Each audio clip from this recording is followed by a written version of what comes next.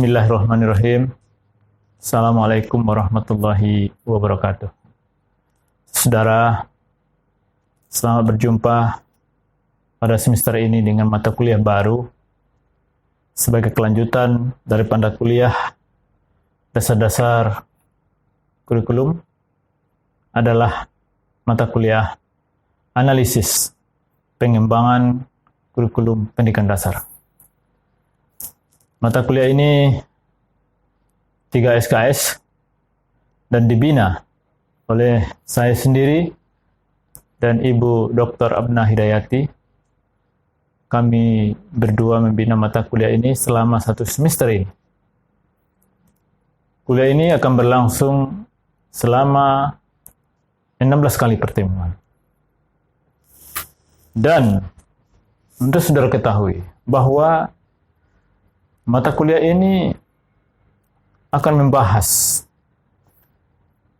dan akan memfasilitasi mahasiswa menguasai, memiliki kemampuan dan pengalaman belajar terkait dengan hal-hal yang mendasar seperti hakikat, konsep-konsep, prosedur, dan kurikulum yang berlaku pada saat ini, khususnya pada pendidikan dasar. Saudara tidak hanya dibekali dengan konsep-konsep dan prosedur-prosedur, tetapi juga saudara akan diberikan pengalaman-pengalaman belajar menganalisis kondisi-kondisi yang terjadi dalam implementasi kurikulum pendidikan dasar ini pada sekolah dasar.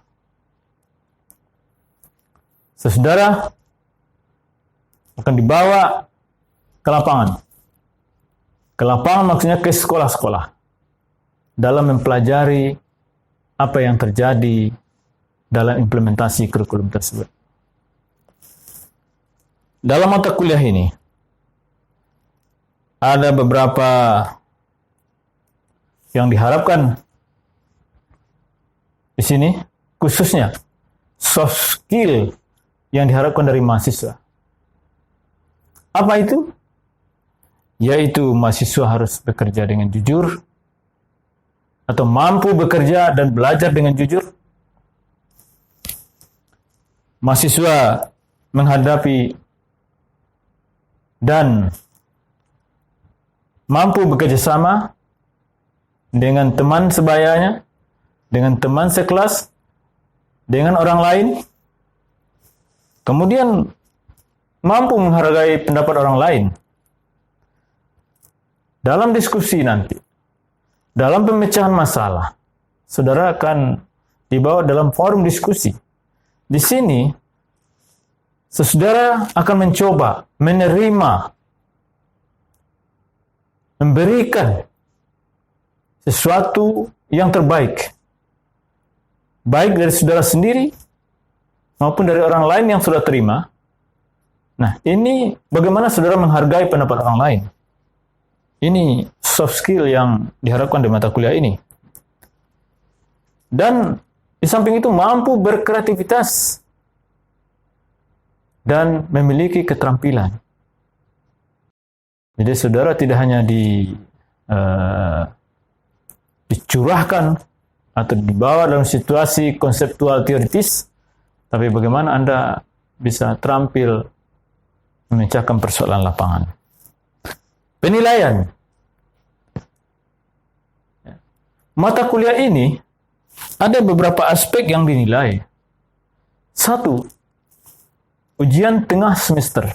Itu kita saksi bobot 30%. Ujian akhir semester 35%, tugas dan latihan 20%. Partisipasi atau aktivitas yang ditampilkan oleh mahasiswa itu adalah 15%. Nah, kita masuk pada kegiatan pembelajaran. Ya, kegiatan pembelajaran sebelah konten atau materi yang akan kita pelajari selama 1 semester, ya.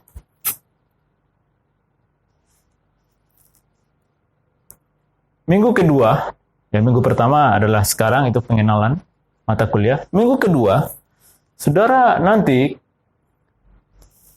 akan diberikan persoalan-persoalan, akan diberikan kesempatan untuk melihat bermacam-macam pengertian dan definisi kurikulum dari bermacam-macam pendapat, literatur, bermacam-macam ahli. Tentu saja ahli pendidikan maupun ahli kurikulum, tapi beberapa orang nantinya. Banyak sekali memang pengertian kurikulum ini, tetapi tentu tidak semuanya. Kemudian, apa orientasi kurikulum pendidikan dasar ini? Dan komponen-komponen kurikulum pendidikan dasar ini. Minggu ketiga dan keempat, kita masuk atau kita akan membahas organisasi pengembangan kurikulum. Termasuk di dalamnya jenis-jenis organisasi pengembangan kurikulum. Dan implementasinya dalam kurikulum pendidikan dasar. Minggu kelima, itu akan kita coba melihat landasan kurikulum ini. Ada landasan filosofis, ada landasan psikologis, ada landasan sosiologis, dan landasan historis. Maju ke minggu berikut, yaitu minggu 6-7. Kita bersama-sama akan mengkaji perkembangan fisik peserta didik pada pendidikan dasar. Dan perkembangan emosi peserta didik, termasuk perkembangan sosial, perkembangan kecerdasan, atau perkembangan kognitif daripada peserta didik pada pendidikan dasar. Nah, minggu ke-8 itu ujian tengah semester. Tentu saja setelah ada 7 minggu kita mempelajari, maka kami sebagai dosen ingin melihat, ingin mencoba melakukan feedback terhadap apa yang telah dipelajari selama 7 minggu. Maka minggu 8 ini adalah ujian tengah semester. Setelah itu, minggu ke-9, kita masuk kepada kurikulum K13, atau kurikulum yang berlaku saat sekarang. Kita lihat rasional pengembangannya, dasar pengembangan, dan struktur kurikulumnya. Apa struktur kurikulum K13 ini? Khusus untuk pendidikan dasar ini.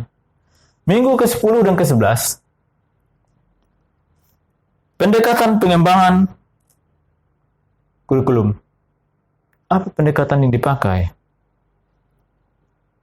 Kemudian masuk pada pendekatan tematik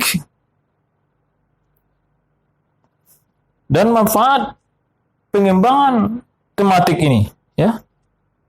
Apa manfaatnya bagi anak, bagi ilmu pengetahuan, ya? Itu perlu kita pelajari dan perlu kita kaji. Minggu ke-12, aspek dan pembentukan karakter anak. Salah satu orientasi bahwa K13 adalah pendidikan karakter, maka kita akan lihat itu, ya. Prosedur pengembangan nilai karakter dalam kurikulum K13. sampai kita juga akhirnya nanti akan melihat penilaian. Ya, penilaian aspek karakter dalam K13 ini. Minggu ke-13 kita akan coba lihat kompetensi inti dan kompetensi dasar. Ya, dalam pengembangan kurikulum ini.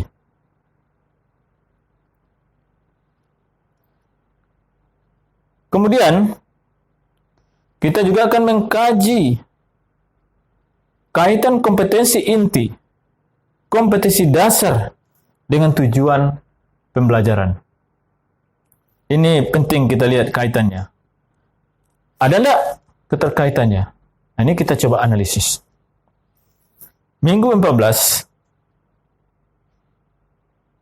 pendekatan saintifik. Salah satu pendekatan yang memang dikembangkan di dalam K13 ini adalah pendekatan saintifik. Ya. Apa itu konsep pendekatan saintifik? Apa itu komponen-komponen pendekatan saintifik? Dan bagaimana implementasinya? Ini penting. Minggu ke-15, evaluasi atau penilaian saintifik dalam kurikulum ini. Jenis-jenis penilaian saintifik ini juga merupakan bagian yang tidak terpisahkan dari keseluruhan kurikulum K13. Minggu terakhir, yaitu minggu ke-16, ujian akhir semester. Terakhir, saya ingin sampaikan bahwa rujukan atau referensi yang bisa saudara pelajari, yang kita pakai dalam mata kuliah ini ada di dalam silabus yang akan kami bagikan melalui WA atau melalui email setelah pertemuan kita ini.